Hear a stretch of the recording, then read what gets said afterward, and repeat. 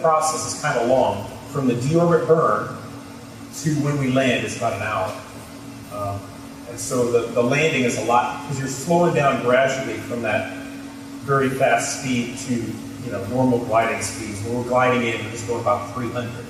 And so from 17,500 to 300 takes about an hour to slow down. And also we want to do it gradually because the heat that it generates, obviously, that's a risky part of the profile. We want to keep it slow and safe. Any other questions? Yes, ma'am. The question was, what's the hardest part about being the pilot? I'd say probably trying to manage 6 other gorillas in the cockpit and all the wet trash that they generate. We have, as the pilot, I was in charge of the toilet, as I told you, but I was also in charge of the wet and the dry trash. And basically, on the space shuttle, the pilot is in charge of all the bad jobs. The commander, we used to call our commander Gator because he floated around and ate, and that's all he did, But anyway, the commander was a pilot. He did all the dirty work on his first couple flights, so now the pilot does it. So as I was talking to my buddies, and they're going out doing all their glorious prima donnas, spacewalk stuff, and I'm inside cooking meals, for them. I'm just kidding. It was all great. But I was trying to remind them that yes, you make a drink, you have to drink it. No toothbrushes in the wet trash, because the toothbrushes would puncture holes in the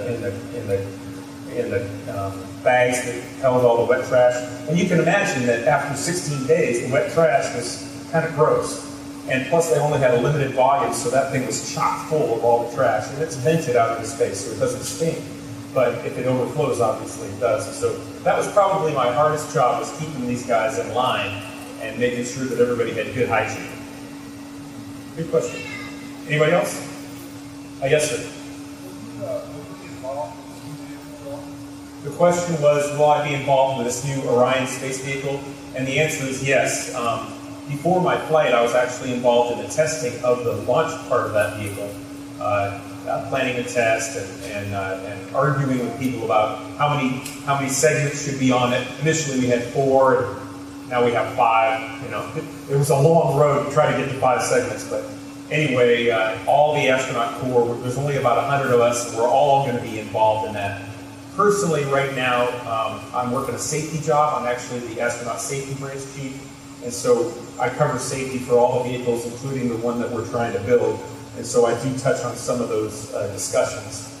But as I go into training here in the next few months, I'll be kind of phasing out of any involvement with the Orion until after my flight, because 6 months prior to space flight, you're pretty much focused on just your space flight. That's about it.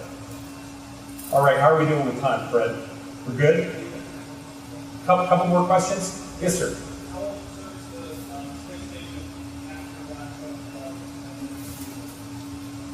The question was, how long is it going to be? Oh, that's a great question. How are people going to get to and from the space station when we retire the space shuttle? Well, okay, this is not NASA's official opinion, but this is Greg Johnson's. But I would think that we should have not had a gap.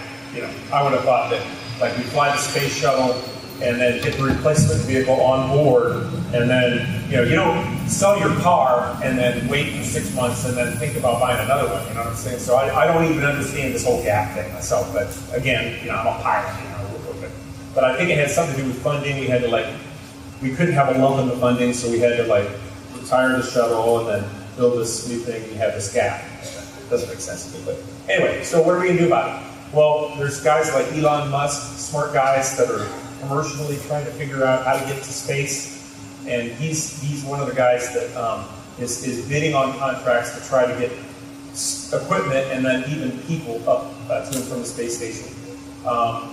The Russian Soyuz, I showed you a picture of the Russian Soyuz, and we're relying on the Russians for government transportation. That's the only way to get to and from the space station.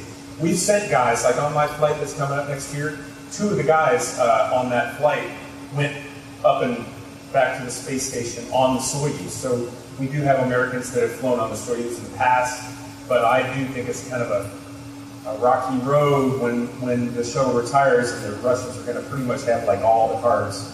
So I'm a little worried about that. So we have a lot of pressure to get something going so that it doesn't stretch to 2018, 2020 before we have an American presence in the space transportation.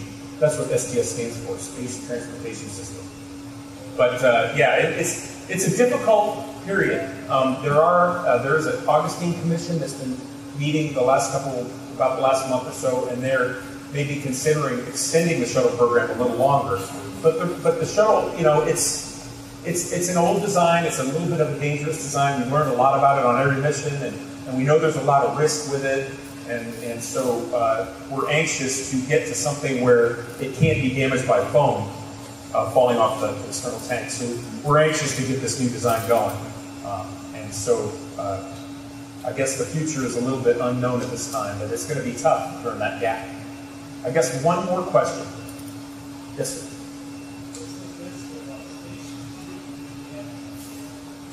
The final question was, what's the risk of space debris doing damage to the space station? And the answer is it's large. That's the greatest risk that those guys have right now. The space station constantly gets pummeled by little micrometeoroids, and the spacewalkers tell me that walking around on the outside of the space station, you see little dings all over the space station. The space station has a specially designed coating that will absorb a lot of the energy of an impact and kind of spread it over an area so that it won't penetrate into the pressurized vessels. But if you get a big enough piece, obviously, it's going to go through. And then we have the capability to basically keep the space station pressurized by burning extra expendables to a point. And then we also have the ability to isolate a module, just like a submarine. Water's coming into the submarine, they close it off and they live in the other part. But that's a real risk. There's a lot of junk out there. And the space station does have an ability to boost itself to a higher orbit or a lower orbit. It doesn't take much to do that, to move several miles, just a couple of feet per second is all. And so NORAD tracks big pieces.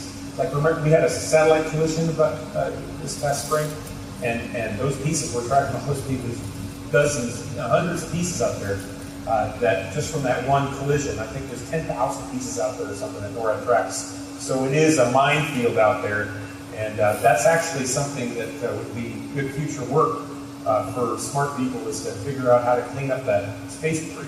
That's stuff that I might get involved in someday, hopefully. Well, that's about all the time we have. You all have been a great audience, and again, I want to thank you for the work that you do and the dedication you put into your daily work, because it does have a huge impact on some of us, maybe me, next year when I strap on another solid rock person. So